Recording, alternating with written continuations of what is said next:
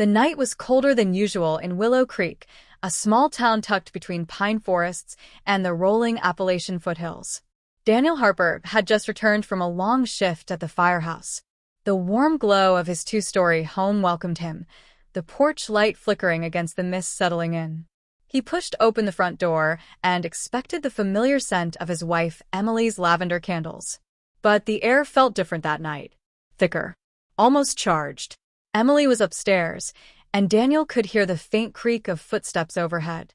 He set his keys on the kitchen counter, poured himself a glass of water, and was about to call out when something unusual happened. Emily appeared at the top of the staircase, her pale face half-lit by the hallway lamp. She wasn't holding laundry, or her usual late-night cup of tea, but something far stranger. In her hands was a glass jar. Its lid was sealed tight, and inside was a dark, swirling substance that seemed to catch the light in impossible ways.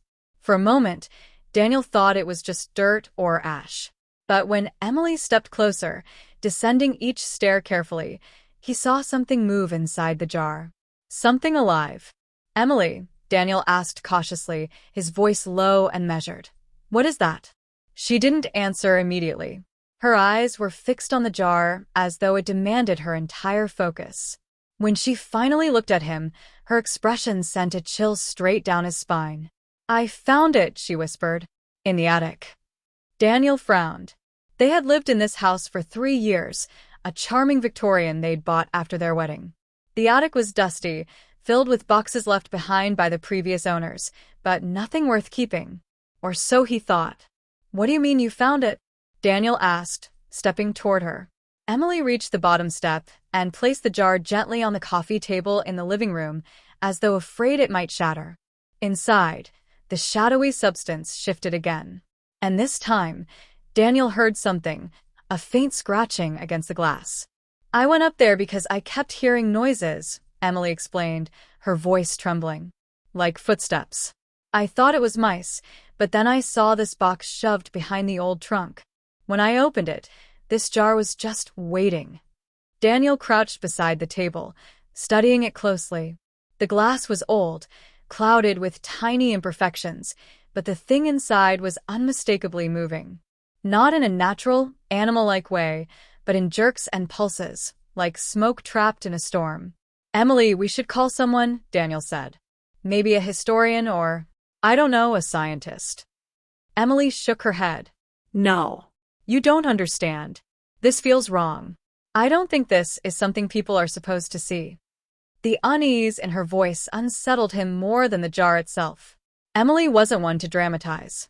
She was grounded, practical, the kind of woman who handled crises with calm resolve. If she was shaken, something was deeply wrong. That night, they barely slept. The jar remained on the coffee table, and every so often it rattled. Just slightly, like something inside was testing the glass. Daniel tried to convince himself it was just air pressure, maybe even an insect they couldn't quite identify. But when he leaned closer during one of those rattles, he swore he saw a shape form, something with eyes. The next morning, Emily was already downstairs when Daniel woke. She sat at the table with the jar in front of her, staring at it as though afraid to look away. "I don't think it likes the sunlight," she said quietly. "When I opened the curtains, it got restless." Daniel rubbed his temples. We can't keep this thing here. What if it's toxic? What if it's dangerous?" But Emily didn't respond. Her gaze was locked on the jar, and for the first time, Daniel noticed something alarming. The swirling darkness inside had shifted colors, faintly glowing red around the edges, as though responding to her attention.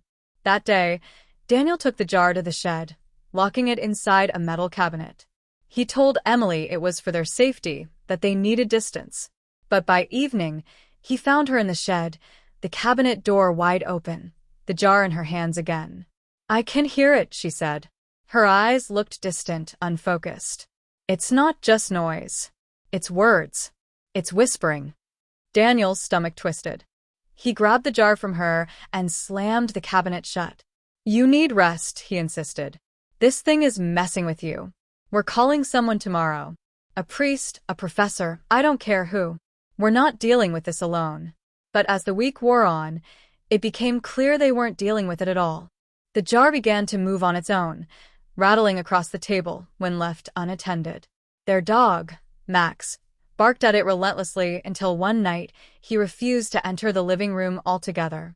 The shadows inside grew stronger, shaping into forms that were almost human. And Emily grew distant. Daniel would catch her whispering back to it in the dead of night.